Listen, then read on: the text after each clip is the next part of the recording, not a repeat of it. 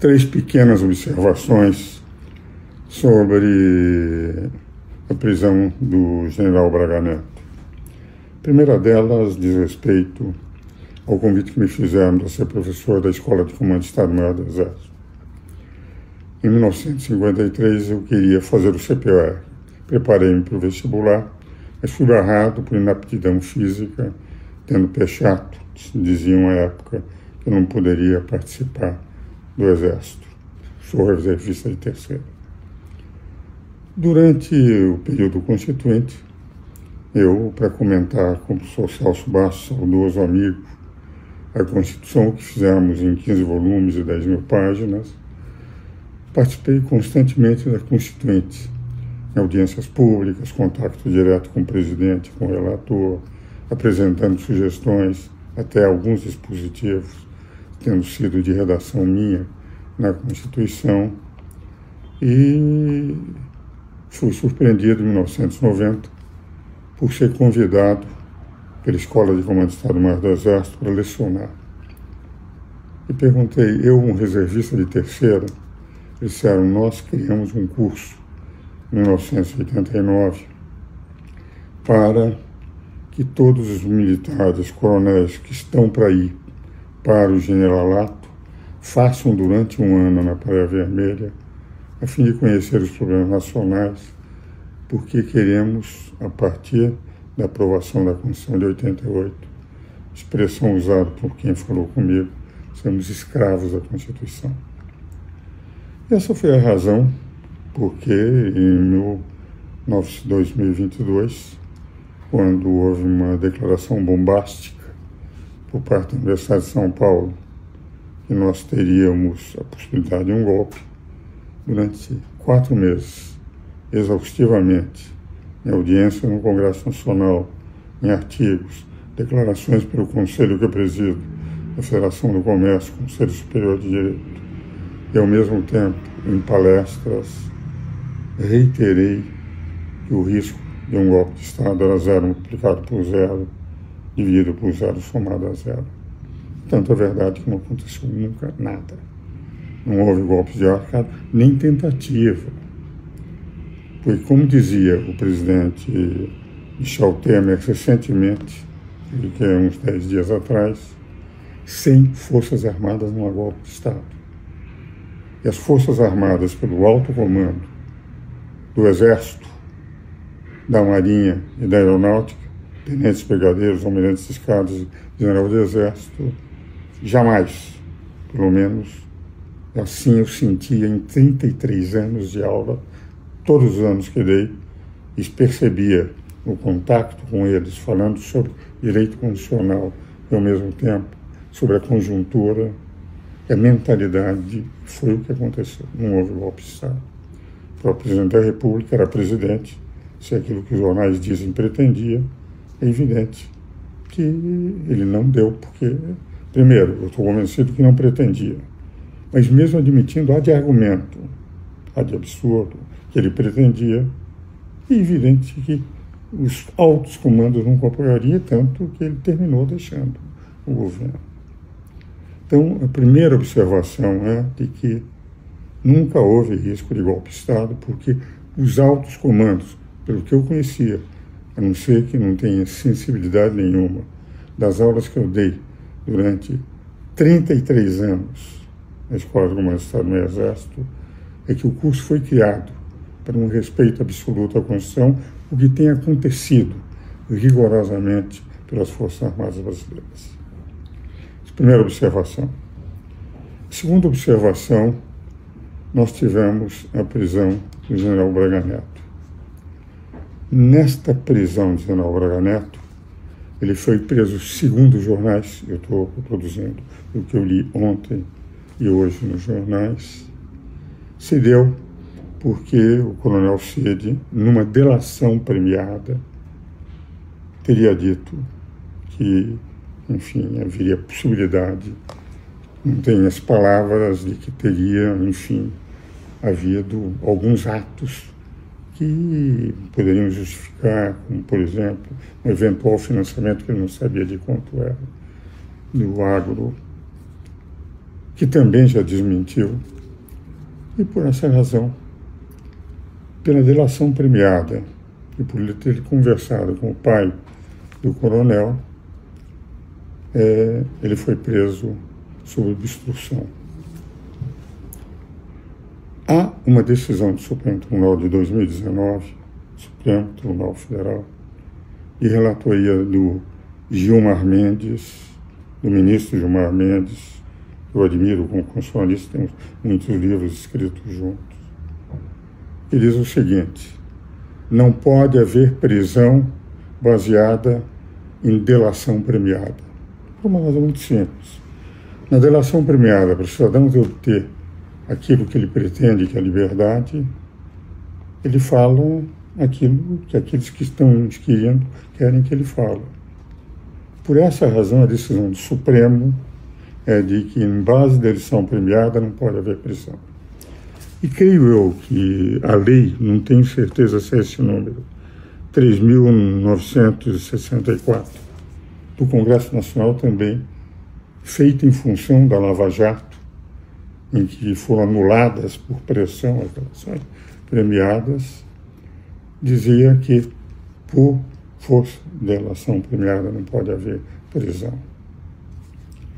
Então, de rigor, nós tivemos uma prisão contra a jurisprudência do Supremo, segundo o que eu li nos jornais, e uma prisão contra a própria legislação que proíbe, porque aquele que quer ficar solto de uma prisão, ser liberado de uma prisão, ele, pelas pressões psicológicas, etc., termina sendo encaminhado para, enfim, fazer uma série de afirmações, o que levou, por causa da Lava Jato, a eliminação daquelas delações, e quase todos aqueles que se confessaram corruptores foram perdoados. Estão, inclusive, segundo o que eles disseram que eram corruptores, até um produto da corrupção. Um editorialista do Estado de São Paulo, um grande editorialista, Nicolau Cavalcanti, escreve na segunda-feira que a decisão de prender com base na delação premiada do coronel Cid é algo que fere a própria jurisprudência e a lei do Supremo. A jurisprudência do Supremo e a lei do Congresso Nacional. De tal maneira que o que eu estou trazendo, eu sou apenas um professor de direito e um advogado. Nunca tive cargo público nenhum. A vida inteira só quis ser advogado e professor universitário. Eu só interpreto leis, constituições, porque a minha área, até com titular direito constitucional, é o direito constitucional. Então, a meu ver, efetivamente, com base numa delação premiada contra a jurisprudência, a própria manifestação do ministro Gilmar Mendes, pelo que eu li nos jornais, e contra a própria legislação que proíbe prisão preventiva, eu tenho a impressão que o Supremo não só não considerou a lei do Congresso, como não considerou também a jurisprudência. Não entro no mérito, não sei exatamente o que é que eles teriam conversado, etc. Mas o que foi veiculado pelos jornais demonstra de que é uma mera presunção.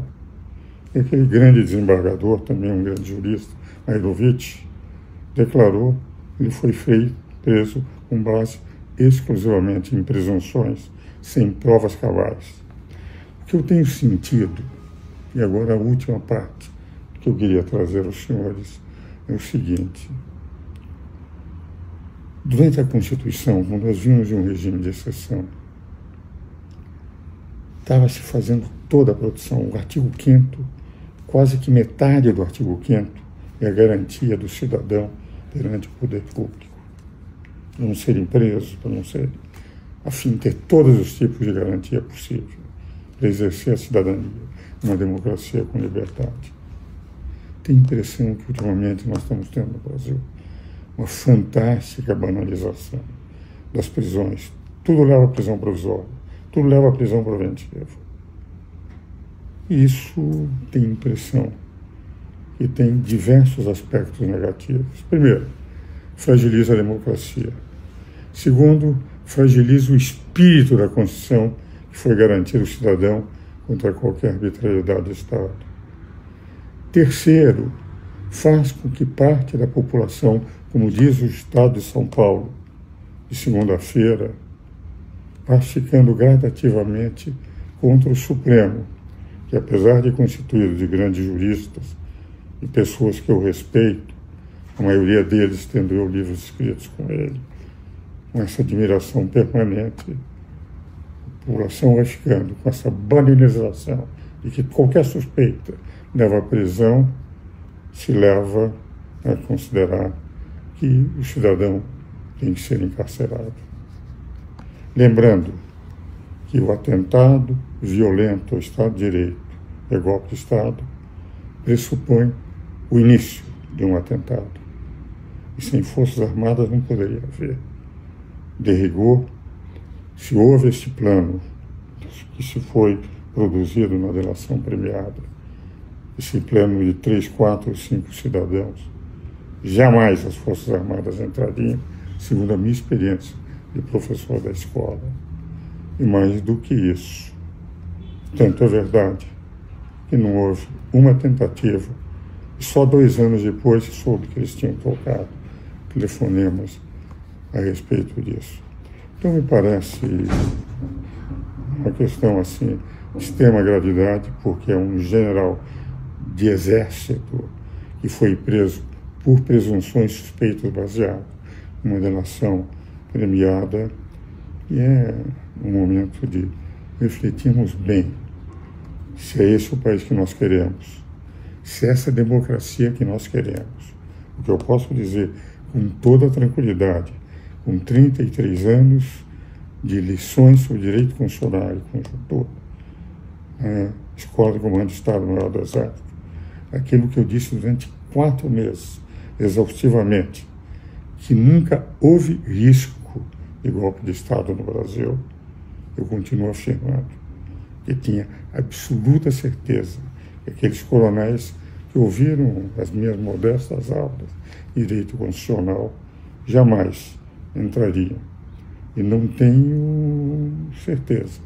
Eu não sei se ele fez o curso, o coronel Cid, porque eu tinha 130 e poucos coronéis, evidentemente, não se conhece o nome de todos, mas eu tenho certeza absoluta que as Forças Armadas, os altos comandos, por aquilo que eu sentia nas respostas daqueles coronéis, capitães de mar de guerra, coronéis da aeronáutica, que eu sempre tinha 1 ou 2 capitães de mar de guerra, 1 ou 2 coronéis da aeronáutica, eles jamais fariam. Tanto é que não houve nem tentativa, que só se soube pela delação premiada, que vale dizer, durante 2 anos, nunca se teve a percepção de que poderia ter havido alguma coisa. E se realmente se pensou num plano absolutamente inviável, porque, como disse o presidente Michel Temer, sem Forças Armadas não há em nenhum lugar do mundo um golpe de Estado.